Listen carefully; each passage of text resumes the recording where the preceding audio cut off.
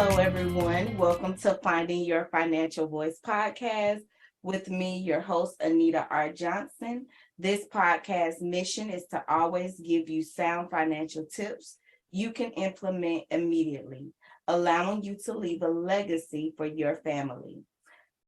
Hello, my name is Candace. Obviously, I'm not Anita, and I'm substituting in for her. I have the special privilege to do that. I am the editor-in-chief of Affluence Financial Fitness for Women Magazine, and this is my first time coming in here, and I feel like I got a big seat to fill tonight. So I'm excited about it. I want to thank you all for listening in, for tuning in to this podcast. And I want to ask you to please share it out. Share it out to your friends, share it out to your family, share it out to your audience. We discuss financial literacy here on this podcast, and it's very important for the community. I also want to let you know that the Finding Your Financial Voice podcast will be joining the BDE Music Network January 2023. Whoop, whoop. That means we will be international, basically. So get ready, get ready, get ready. We're going to be inviting so many more people to join this conversation. And so I'm super excited for Anita and for the Finding Your Financial Voice podcast family. So I want to take this time to introduce two special guests coming on to the podcast, and I do have a bio to read, but if you don't mind just saying hello and just giving your names, and then I'll jump into your bios and we'll go right into this. All right. Hey, everybody. I am Dr. Christi Culpepper-Walker. Hey, everybody. I'm Dr. Kevin Walker. All right. I love it. I am so excited. And first of all, let me just say, time's out real quick. Welcome to the Affluence Financial Fitness for Women Magazine family as well. Yes. Thank you. Thank you. Yes. So not only will you all hear their voice here on the Finding Your Financial Voice podcast, you'll also be hearing their voice in the upcoming issues of the Affluence magazine. And so I'm super excited about that. How do you all feel about that? Are you excited? We are so excited. I am very excited. Yes, I am. Okay. I'm looking forward to this. Yes, we want to, definitely interact with the readers, interact with the Affluence family. We are excited to be a part. Absolutely, absolutely. So we only got 30 minutes, so let me go right into this. So I was reading over Dr. Walker. Your bio says you're a financial literacy coach at CFPI Solutions, where you provide clients with knowledge and strategies to define and develop their wealth building goals.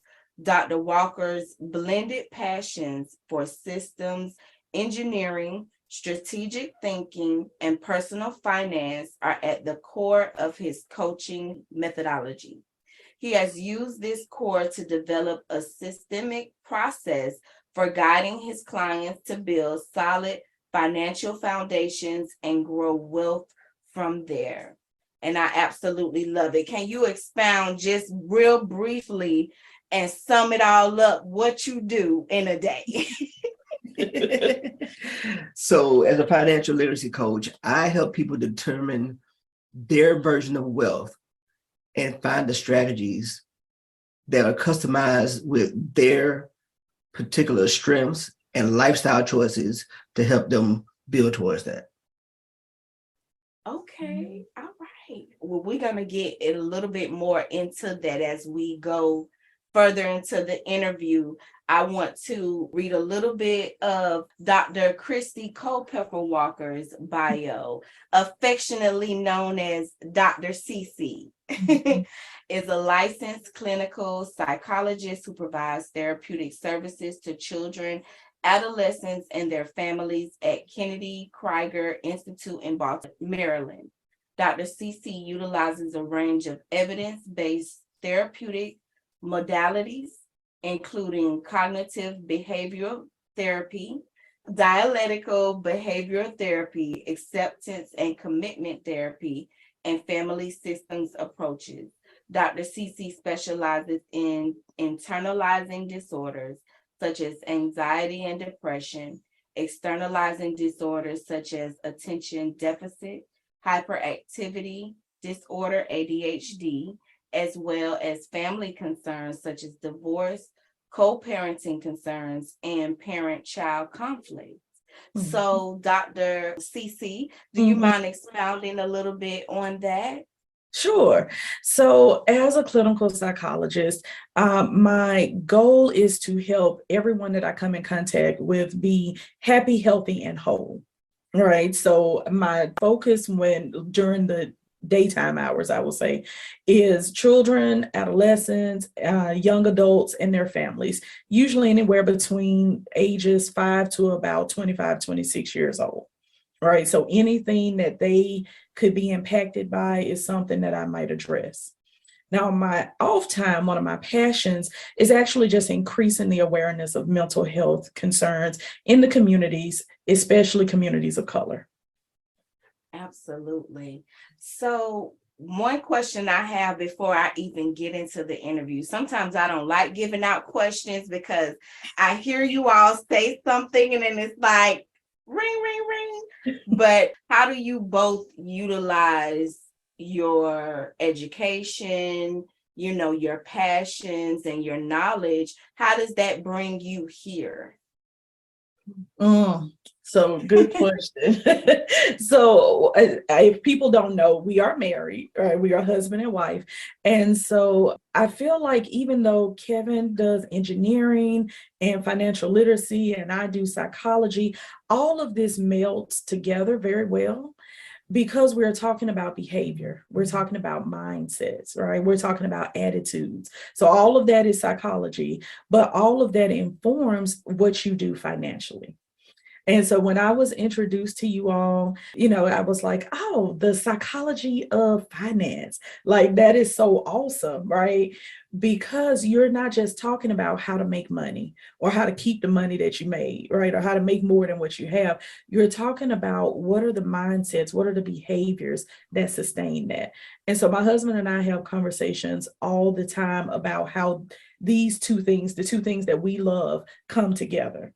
And so whether we're talking about finance, whether you're talking about eating habits, whether you're talking about anxiety, depression, whatever, there's some type of connection between what you know, what your experiences have been, and what you're currently doing.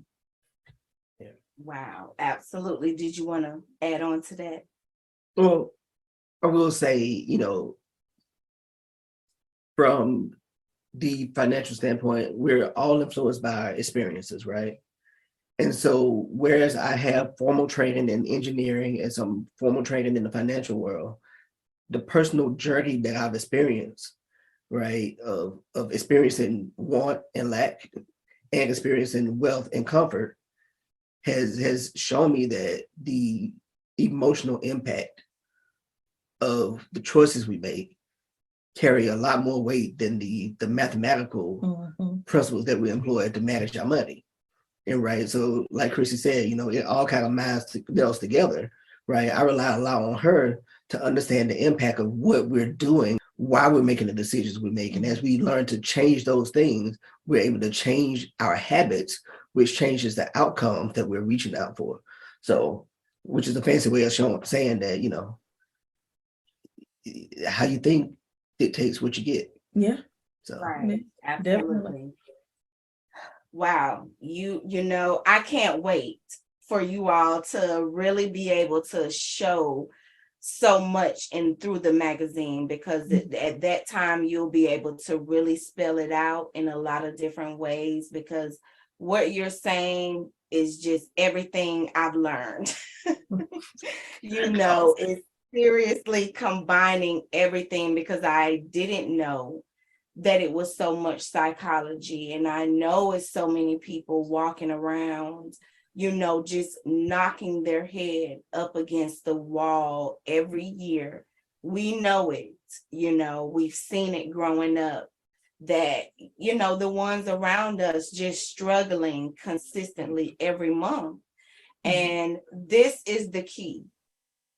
This is what's been missing. So I'm excited to get into these questions. I only have 3, so we're going to try to get through them. Okay. Okay, so the podcast name is Finding Your Financial Voice. So I would love to know, what does that mean to you based off of your experiences and your education and knowledge?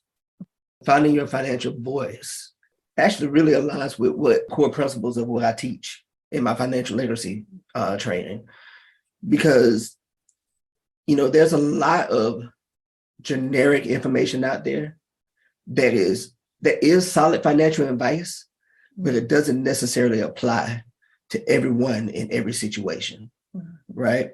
So for instance, understanding the expectations and experiences of a 20-year-old versus the experiences and expectations of a 50-year-old is going to give you an entirely different dynamic with how you approach things, right? So for me, finding your financial voice means, let's define what it is that means wealthy to us, right?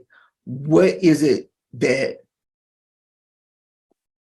composes a lifestyle that I want, and how can I get there, right? As opposed to saying, hey, I just want to make a whole lot of money and then I'm gonna be okay.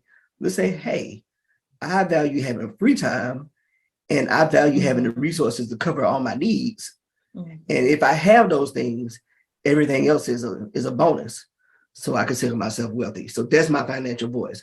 Having time to spend with my wife and my family and my friends, and having the ability to control my time is my financial voice, because that's what I desire, and that's what I'm working towards. Yeah, I like that answer so much, because it actually dovetails into my answer, right? So for me, finding your financial voice means knowing yourself, right? So whether we are talking about your financial voice, whether we're talking about your voice as a whole, whether we're talking about your stance on politics, or what you value and how you see the world, all of that starts with you knowing yourself. And so before you can even find your financial voice, you have to first know you. You have to have some self-awareness. And so that's something that's really big, of course, in psychology. But when we look at it, especially for like women of color, we spend so much time trying to really be confined to these boxes that other people's expectations have created for us, that sometimes we don't know who we are. We don't have a good pulse on what we want, or if we do know what we want, we're not always trying to share that information, right? We're not advocating for ourselves. And so finding your voice in general means being able to say, this is who I am on the inside. This is what I value. This is what I believe in. This is what I hold to be true. And I am going to say that, and I am going to act in accordance with it.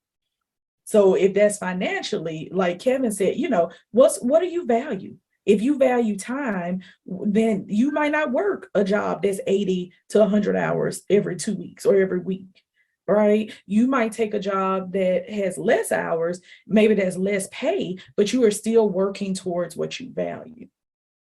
And so again, we just have to know that for ourselves. We have to find that out, figure that out. Absolutely. So what I have a pre-question to my second question. Okay. Because you both kind of touched on something that I do feel is important, and I just would love to know your thoughts on it. How important is it that we are focusing on our data and our research? Because I heard Dr. Walker kind of bring up, our experiences. And then you kind of brought up, knowing our identity, and how even as Black women, we don't know it. But sometimes I feel like it's because we're not taking the time to just listen to ourselves, listen to each other's. When we want to know about financial literacy, sometimes we have to go to people that don't even identify with our experiences. And so the next question that I kind of want you to have that thought in the back of your mind is, why is it important that we each find our financial voice, and why it's important for us to teach that to the next generation? So there's this quote that I heard a lot. I might mess it up, but it goes something like, thoughts dictate actions, and our actions dictate our outcomes, right?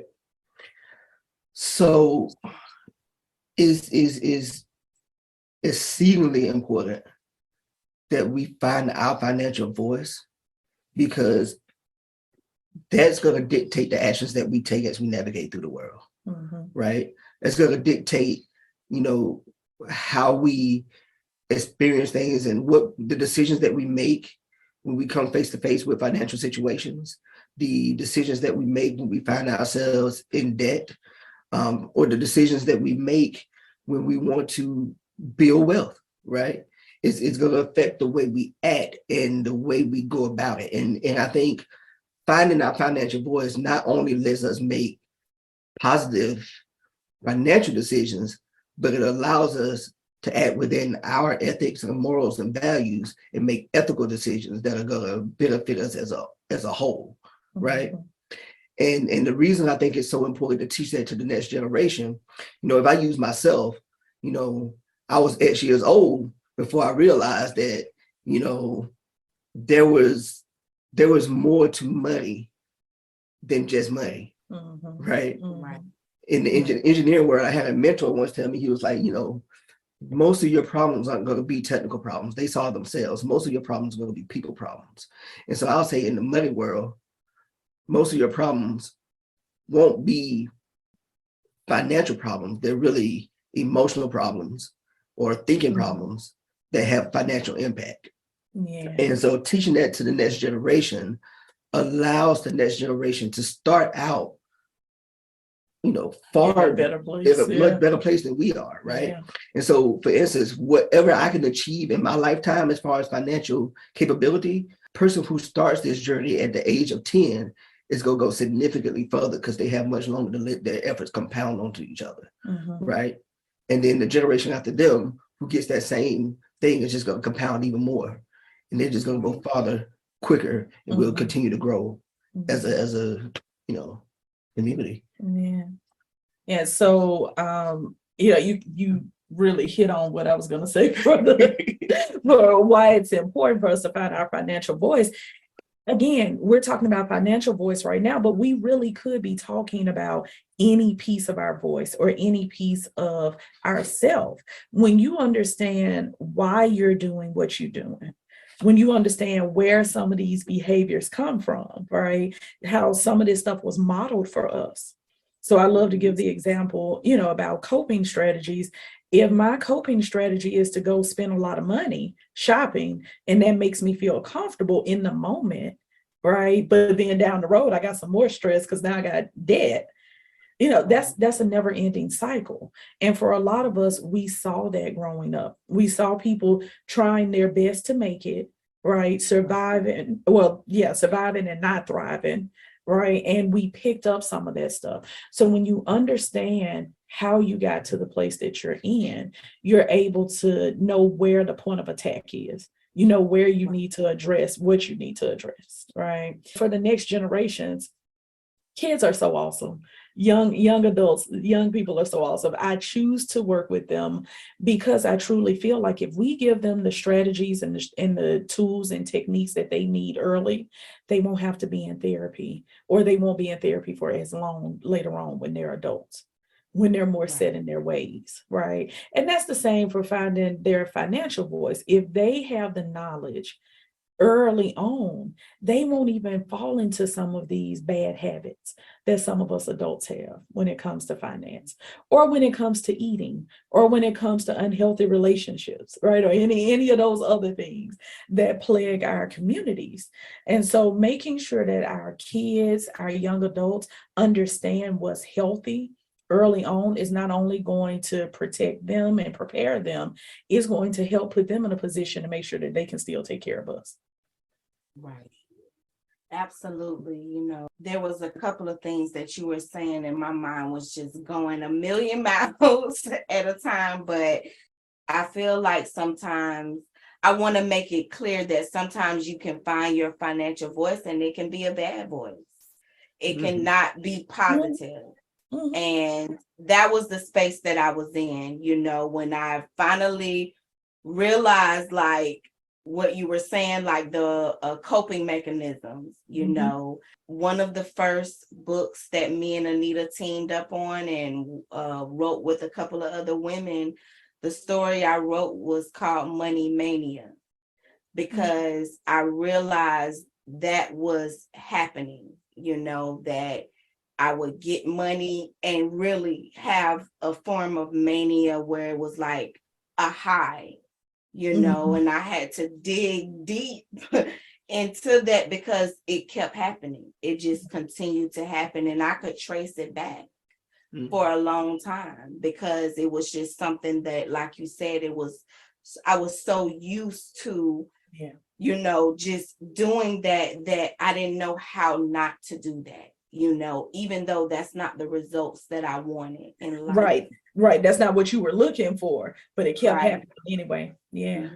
And I will share that, I understand that, right? I had my own journey of not understanding money. And, I remember after not having it for so long, and then I first got my job, and I was like, man, I'm rich. I'm about to live it good. I'm about to give me some alpaca draws and everything, right? Only to realize, like, things weren't what I thought they were, right? I wasn't quite rich. I was better off than I was, but I still had a long way to go. And it took me even longer to realize that, even though I have an income now, still not wealthy.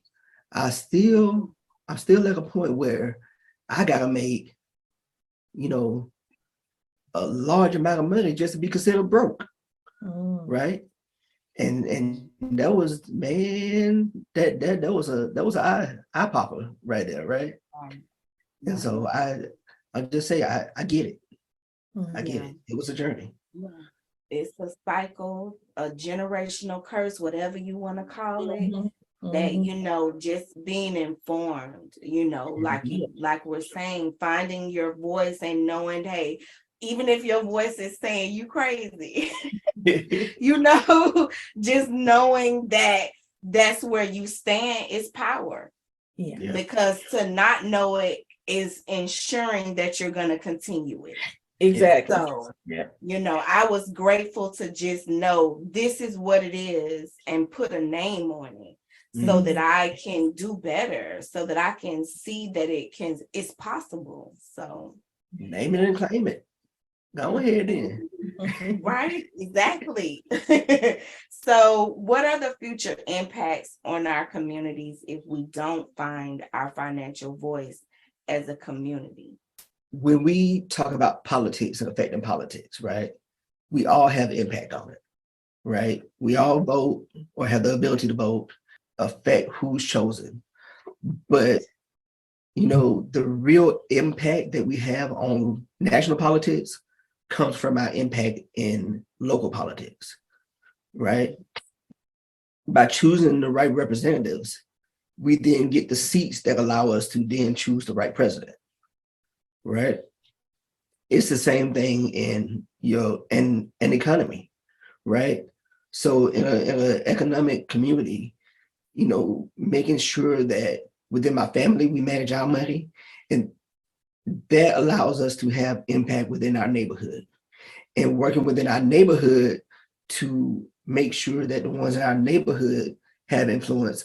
That can allow us to have things like, grocery stores, or to avoid food deserts, or to attract business because they want to come where the money is, right? And then, working up from there, we can have an impact on the bigger world. So I think the bigger impact to us on a day-to-day basis is making sure that we find our voice, grow positive habits within our local community, starting with our families and then starting with our neighbors so that we can impact the local economy. And I think that's going to have a bigger impact, right? So I think to kind of sum it up, you know, we see movies like Black Panther come out, right? And that's something that represents us all. And we go out in mass, and we have this big impact to say, hey, Black people have a voice too, right? Black people have money too. Make stuff for us. Pay attention to us, right? But that's one event, right? Every day within our local communities, we need to do things to say, hey, bring events to this community for us, right? Bring stores to this community for us. Bring cultural impact to this community for us. So I think starting local and focusing on the local community has a bigger impact. I feel like I said a lot.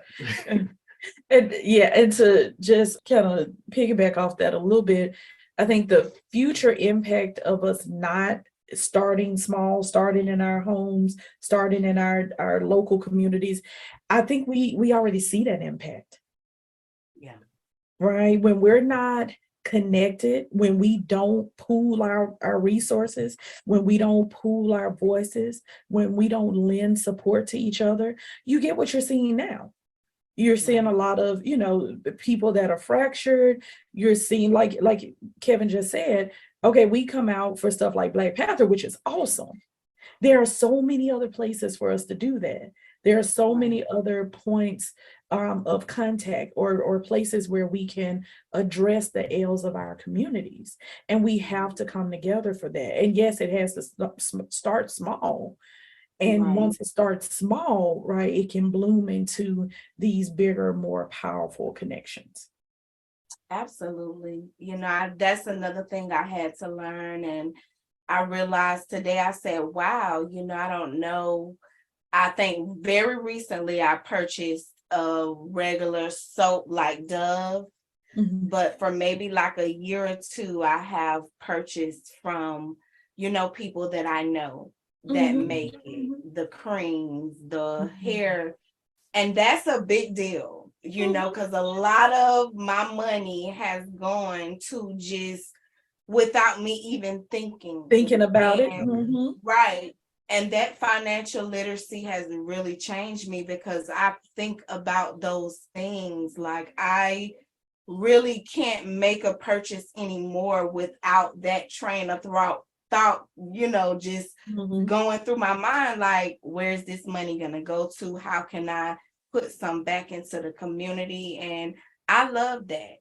I love that because now I see my sons being more conscious of how and where they spend their money. And that's just because this little bit of time they've seen me be more aware, you know, and kind of discussing it and just things that I never would have even thought to discuss.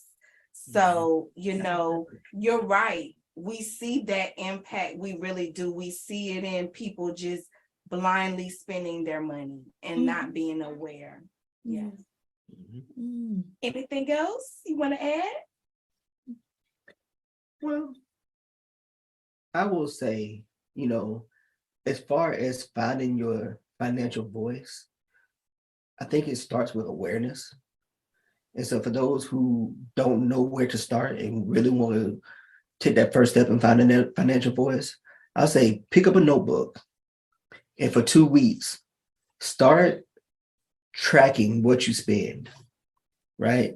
Not with the goal of changing anything about that, but just observing, right? And so then you start to see your financial habits and what your financial profile looks like, right? And that's your first point of data for starting to define what you want to sound like financially. Right. You right about that. Now, another writer for the magazine, JR, I literally worked with her like I was a client. So for like a year, we did that because I homeschool. And so my boys, now they do it every month. You know, they know what they're spending on certain things. They have budgets for things, budgets for everything. It's like check the budget. What is Yeah. the That's so budget awesome. say? Yes, that's so It's awesome. like a regular part of our conversation, but you're right, because for a year I had to look at what I was spending Mhm, and it was disgusting. It mhm, was just like, Well, to where I couldn't do that anymore, because you could mhm, see it so clearly, to where it's like, oh, I know if I spent 200 and something eating out, mhm. last month, I want to get that down. Right. How can we get that down? well, so I would encourage you to maybe change the wording a little bit, as opposed to it being disgusting. Let's say it wouldn't align with what you want, with your values, right? Yes. And the importance in that difference is that, how you spend your money is how you spend your money, right? It's yours, you earn it, right? But what's important is that you make it work for you in the way that you want it to work for you, right? If eating out is important to you and that makes you Mhm, feel good, mhm, do that. But what are you going to sacrifice for that, mhm. right? If buying, you know, this item makes you feel good, makes you feel like you achieved something, do it, buy it. But you can't buy everything that you want, Mhm. right? Balance it out, take control of it, right? Your habits Yeah. weren't disgusting. They were the habits that you Mhm. had, but they weren't necessarily in your control, I would say. I think sometimes too the wording matters, and so this is the psychologist and me rubbing off on him. Sometimes we can be pretty rough on ourselves. We can be pretty harsh with how we judge ourselves. And so sometimes when we are harsh to ourselves, it'll cause us to shy away from that thing because you don't want to feel bad about it. And so a lot of times in therapy, I'm telling people like, be gentle with yourself. Like we can definitely say, oh, okay, this is what it is, and I don't like that. Right? This is what it is. This is not where I want to be. But also be gentle enough to be able to say, you know what, but I'm working on it. Yeah, I'm not where I want to be, but I'm not where I used to be. Right. Yeah. And sometimes that'll give us a little extra push to keep going. Absolutely. So before we go, we only have a few more minutes. What are some of the challenges that you've overcome, in your own personal financial journey? Ooh. Man, for me being broke, I can't, Right? How I overcame not testify having to no that. money. which Right. which was an experience, because like I said earlier, right, it wasn't getting income that made everything okay, right? Even once I started getting a decent income, I still had no money, and I didn't understand why. And it wasn't until I dug deeper and started understanding and acknowledging my financial behaviors that I started to realize that there was a path to change, and that I can then grow. And I eventually reached the point where I was able to design the lifestyle that I wanted, and that put me in a much better situation. Mhm. Yeah. I would say for me, it's having balance with what I'm doing. So I was always taught short-term sacrifice for long-term gain. So I've always been okay with sacrificing in the short term to make sure that overall I was fine. I think though I've always wanted to give and give and give. And so I would give to others and sacrifice stuff for me a lot. And so not that that's a bad thing, but you still have to have balance. You have to be able to balance your goals are with what other people might be needing and might be wanting from you, and making sure that you are not sacrificing too much of yourself for other folks. So that was a struggle for me. Yeah. Yeah. Okay, I totally understand. So I want to thank you both for joining this evening. I cannot wait for you all to fill the pages of Affluence magazine. So are you going to write your articles together as one article, or are y'all going to submit separately? Because I see how y'all like the tag team kind of off of each other. I think that's cute. I think that was really cute. So I just want to know. We might do some stuff like that, but I think like Kevin he has a blog right now. So you guys follow him at CFPI Solutions.com, right? Yeah, so he loves to write and he loves to write about financial literacy and finding your financial voice.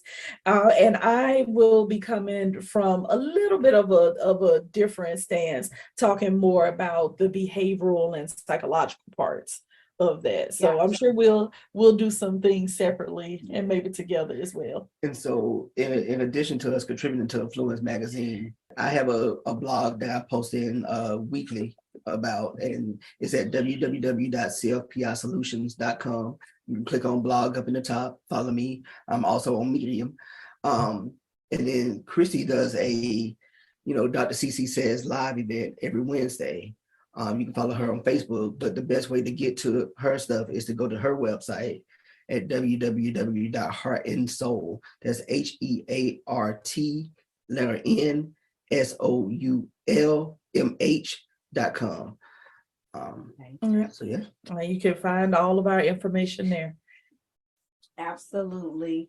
Well, thank you so much. I cannot wait to share the next issue of Affluence magazine. Comes out in January 2023. And that's when you all will be featured. So thank you so much for joining.